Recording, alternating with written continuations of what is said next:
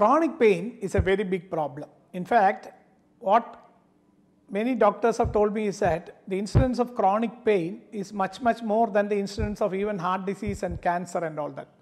But unfortunately, because we are all suffering and it doesn't usually kill, people don't give much importance to chronic pain. But now chronic pain is getting more and more importance. So now the next topic which I will be talking you to is about what is called spinal cord stimulation. I am Dr. Ram Narayan. I am a neurosurgeon based in Chennai and I am focusing on functional neurosurgery. The spinal cord stimulation is actually, you can stimulate the spinal cord to control the pain of various conditions. There was actually a theory called the gate control theory of pain, which was proposed many years back, which said that there are so many gates in the brain and the spinal cord which close when you have a pain, so that you don't feel the impact of the pain. In fact, I'm sure many of you have seen people with headache doing like this. Why they do this? Because this is pressure. There is headache, pain, this is pressure. When you put pressure, at least theoretically some of the gates are closed so that you don't feel the pain as much as as it should. Again, suppose you are walking on the room and your leg hits the wall or chair or something. What do? You do like this. Again, this is supposed to close the gates so that the pain is not felt much by the person. Similarly, we use electric current to control or reduce the impact of the pain in many conditions.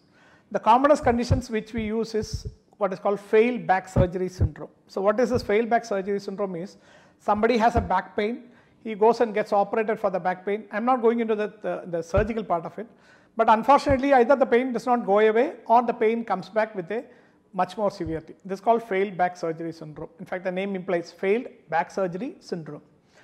Again, the other conditions, there are other conditions now. There is one condition called refractory angina. That is, I am sure all of you know of angina. Angina is pain of the heart, pain from the heart which is felt due to reduced blood supply of the heart.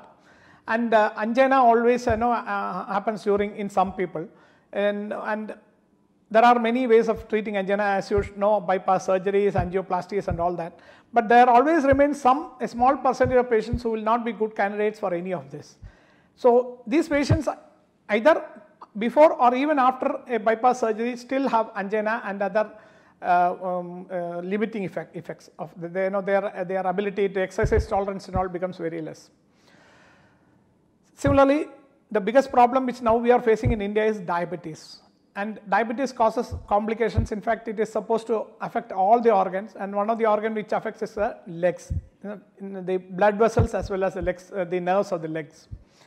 This condition is called diabetic neuropathy, and there are so many patients who have diabetic neuropathy causing severe pain in the legs, so much so that the pain comes more in the night, so that they cannot sleep in the night. They just sit on the cot with their legs hanging and doing like this, because that makes them a little better.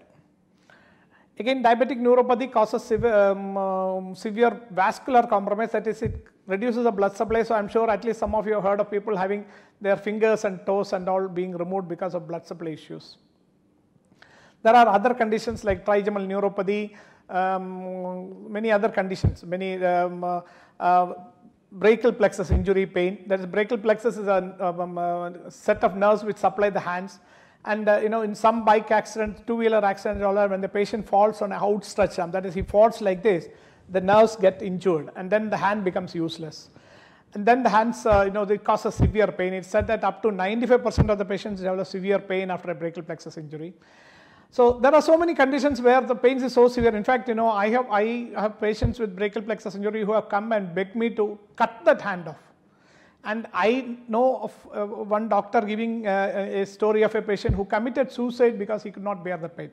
So it is all severe pains, And these are all basically what they call neuropathic pains, that is pain due to some nerve involvement. Unlike cancer pain and all that, where directly nerves may not be involved. So this is called a neuropathic pain. In these conditions, as I said earlier, we use the spinal cord stimulation. That is, we put an electrode in the spinal cord and it is connected to the battery based on where the electrode is put. For example, for brachial plexus injury pain, we put the electrode at the high neck level, that is C5 to below level. For a patient with angina, that is refractory angina, we put it C7 to below level because it is from there that the nerves going to, which supplies the heart goes. For a patient with diabetic neuropathy, we put it at a much lower level.